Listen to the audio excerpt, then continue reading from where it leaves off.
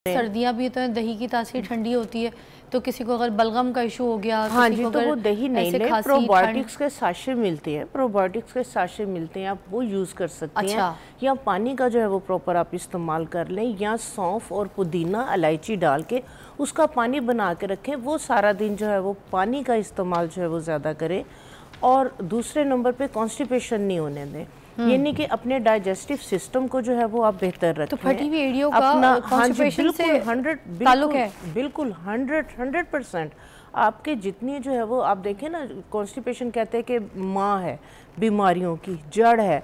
तो पहले जो है वो इस चीज़ को देखें कि आया इंटरनल कोई इश्यूज प्रॉब्लम्स तो नहीं है, ठीक है। दूसरे नंबर पे जो लोग पानी का प्रॉपर अपनी बॉडी को हाइड्रेट नहीं रखते, बॉडी को हाइड्रेट रखें, ठीक है। इन चीज़ों का थोड़ा सा जो है वो इन चीज़ों को फॉलो करें, जंक फूड्स वगैरह ये चीज़ें अवॉइड करें। अगर ये मौसम सरमा के ही आगाज़ में इतनी प्रॉब्लम इश्यूज क्यों आते हैं? ये पानी का इस्तेमाल कम हो जाता है ना, गर्मियों में तो प्यास लगती है, हम बार बार पानी पी रहे होते हैं, सर्दी के मौसम में प्यास लगी तो पानी पिए, अदरवाइज नहीं, ठीक है। अच्छा, इन चीज़ों का प्रॉपर जो है वो ध्यान रखें। दूसरे नंबर पर एक जो रेमेडी है मैं आपके साथ शेयर करूँगी, जिन लोगों के ये इशूज़ हैं वो बना के रख लें, बहुत ज़बरदस्त इफेक्टिव है जो है वो रेमेडी है। आपने क्या करना है, क्योंकि मोस्टली मैंने देखा है सिंपल क्या करते हैं कि वाइट पेट्रोलियम जेली उठाई और लगा ली, हाँ। या कोई भी कोल्ड क्रीम लगाई, उठाई और लगा ली, वो टेम्परेरी तौर पे तो जो है वो मॉइस्चराइज हाइड्रेट कर देती है, बट जब आप वॉश करते हैं, नहाते हैं, तो फिर आपका इशू प्रॉब्लम वहीं पे आता है।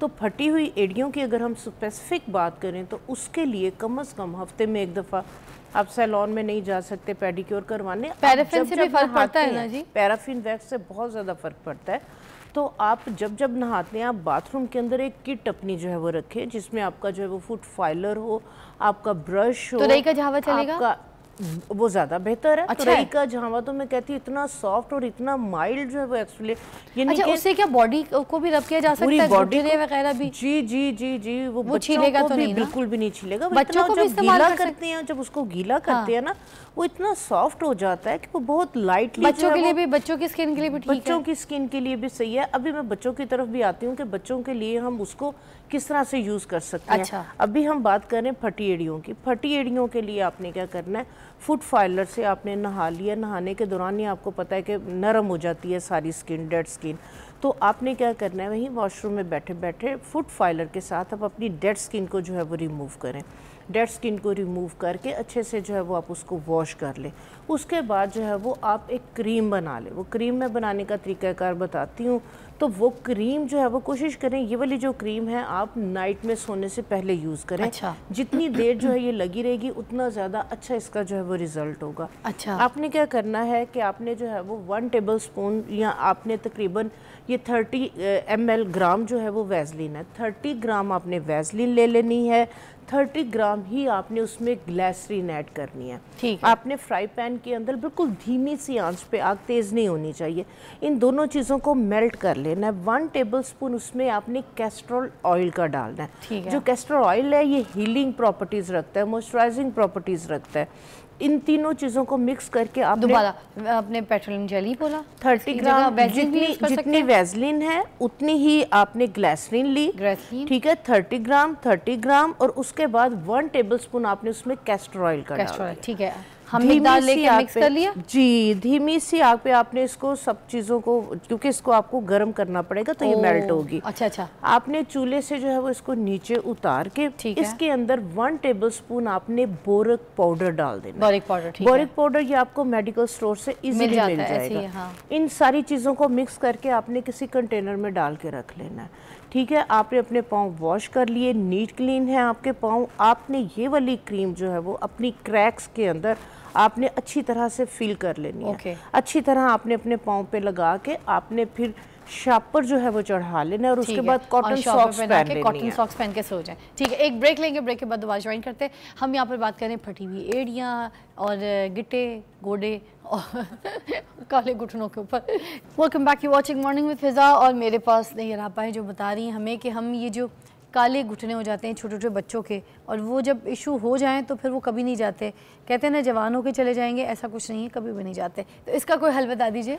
हाँ जी, इसके लिए जो है ये बहुत अच्छा आपका क्वेश्चन है, और ये बहुत मेन इशू है कि वो वाकई वक्त के साथ साथ जो है ना वो गहरे होते चले जाते हैं, इसलिए कि प्रॉपर उसको उस तरह से जो है वो ट्रीट किया नहीं जाता, करना और नहीं फिर आता। जाके बच्चियों को अगर वॉशरूम में नहलाओ तो उनके घुटने रगड़ो तो चीखती हैं ज़ाहिर, और इस तरह से वाकई चीखना भी नहीं चाहिए, और ऐसे साफ भी नहीं होंगे ना, साफ भी नहीं होंगे। फिर उसके लिए जो है वो सबसे बेहतरीन, जिस तरह से आपने तुरई के जो है वो जामे की बात की, वो इतना माइल्ड, इतना सॉफ्ट होता है, आम जो है ये पंसारियों की दुकान से मिल जाता है। ठीक है। आप क्या करें कि आप ला के, वो इतना लंबा सा होता है, ठीक है, तो उसको आप जो है वो एक ट्रे के अंदर बिछा लें। एक फ्राई पैन के अंदर आप क्या करें कि आप 1 या 2 सौंफ जो है वो उसको क्रश करके, उसको जो है ना वो आप 1 कप या दूध का या नीम और पुदीने के पत्तों को पानी डाल के ग्राइंड करके, स्टेन करके, उसके पानी के अंदर उनको बॉईल कर लें। अच्छा, जब साबुन सारा जो है हमने वो झावे को बॉईल करना है? नहीं, झावे को बॉईल नहीं करना, झावे को आपने एक ट्रे के अंदर रख दिया। अच्छा, एक तरफ कर दें, ठीक है, दोनों तरफ से कवर हो।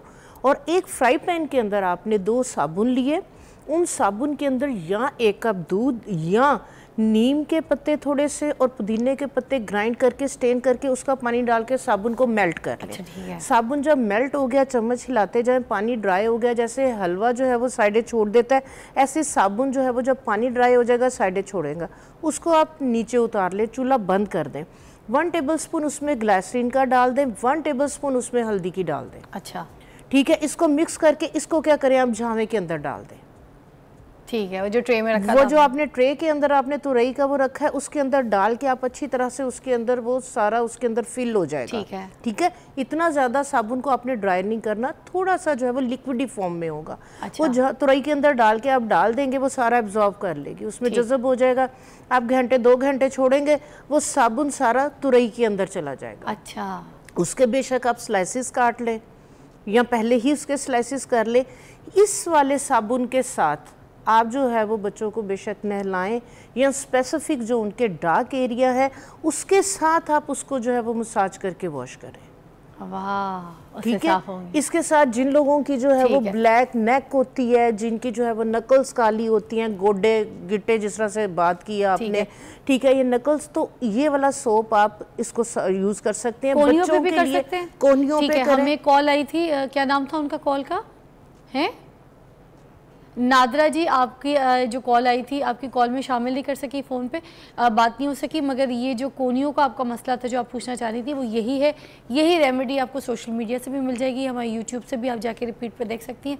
तो यही रेमेडी आपने अपने कोनियों में मलनी है कि जो इशू है, डार्क है, काली इस तरह की हो गई कि आपको थोड़ा सा शर्म आती है, तो वो ठीक हो जाएगी। कोनियाँ भी, घुटने भी, और ये एड़ियों के जो नुस्खा बताया था उसको भी ट्राई करके देखिएगा। ये सारी चीज़ें आज हमने जो है ना ड्राइनेस पे, फटी हुई एड़ियों पे, और ड्राई नी, गोटे गड्ढे, ऐसे गिट्टे गोडे, बाद में जो है वो लाजमी एक मैं सीरम जरूर बताऊंगी, बच्चों वगैरह के लिए सेफ है। आपने क्या करना है, ग्लिसरीन लेनी है, तकरीबन आपने 30 ml ग्लिसरीन का लेके उसमें आपने 1 खाने का चम्मच हल्दी का डाल देना है। अच्छा। और 2 या 3 लेमन का जूस डाल देना है। ठीक है। और ये 8-10 दिन पड़ी रहे, उसके बाद इसको स्टेन कर लेना है। ये आपका बेहतरीन जो है वो मॉइस्चराइजर बन जाएगा। ये फिर बाद में जो है वो नहला लिया बच्चों को, गोडे गिटने, आपने फिर ये मल दिया, ये वाला जो ऑयल है, ये वाला जो सीरम है, आपने फिर वहाँ पे जो है वो मसाज कर देना है। अगर बहुत सर्दियाँ हैं तो इसी सीरम के अंदर थोड़ा सा आपने कोकोनट ऑयल या ऑलिव ऑयल थोड़ा सा ये डालें, थोड़ा सा उसके अंदर जो है वो आप ऑलिव ऑयल डालें, मिक्स करके, तो जहाँ जहाँ ड्राईनेस है वहाँ पे फिर नहलाने के बाद इसका मसाज कर लें। नहाए नहीं भी हैं डेली बेसिस पे, अगर आप इन दोनों चीज़ों को, टर्मरिक का इन्फ्यूज़ प्लस जो है वो आप ऑलिव ऑयल मिक्स करके इसका आप डेली बेसिस पे मसाज करेंगे, तो इसके साथ भी आपके गोडे गिट्टे, आपके नकल, आपकी ब्लैक नेक जो है ड्राइनेस की वजह से टैनिंग, ये चीज़ें जो है वो क्लियर हो जाएंगी।